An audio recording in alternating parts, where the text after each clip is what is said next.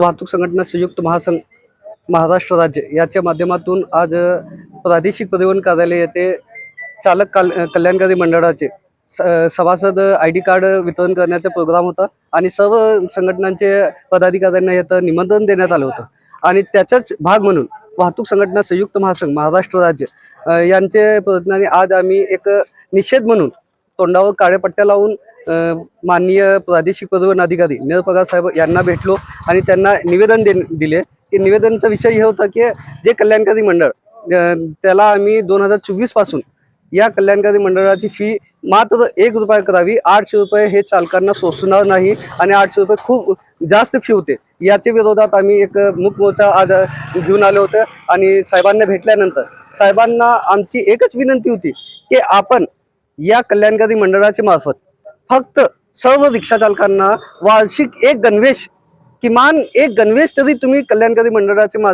माध्यमातून देण्यात यावे। जर तुम्ही एवढा गणवेशही देऊ शकत नाही तर मग कल्याणकारी मंडळाचा फायदा काय, असं प्रश्न आम्ही साहेबांना विचारले आणि याची नोंद ही साहेबांनी घेऊन घेतलेली आहे। पुढे ते परिवहन कार्यालयापर्यंत पाठवणार आहे।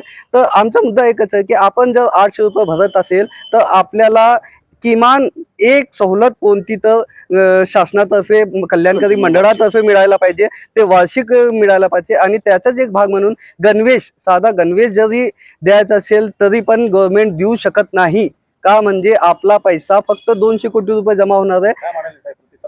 साहेबांनी सांगितले पुढे आम्ही याची दखल घेऊन पुढे मंत्री साहेबांना पाठवू आणि याचं हे करू म्हणून, आणि चांगला प्रतिसाद मिळाला। आमची मागणी जी होती एक ठोस प्रकारे मागणी आहे, चालकांच्या भविष्यासाठी, चालकांच्या उन्नतीसाठी, चालकांचा फायदा होण्यासाठी आम्ही हे रस्त्यावर उतरलेले। फक्त कल्याणकारीचं गाजर बघून आपण जर हे सभासद होत असेल तर आपल्याला येणाऱ्या भविष्यात याचं नुकसान होणार आहे। आपले 800 रुपये कष्टाचे 800 रुपये ते 800 रुपये वाया जाऊ नये यासाठी आम्ही प्रयत्न 2 वर्षापासून करत आहे आणि महासंघाला यश मिळालेलं आहे।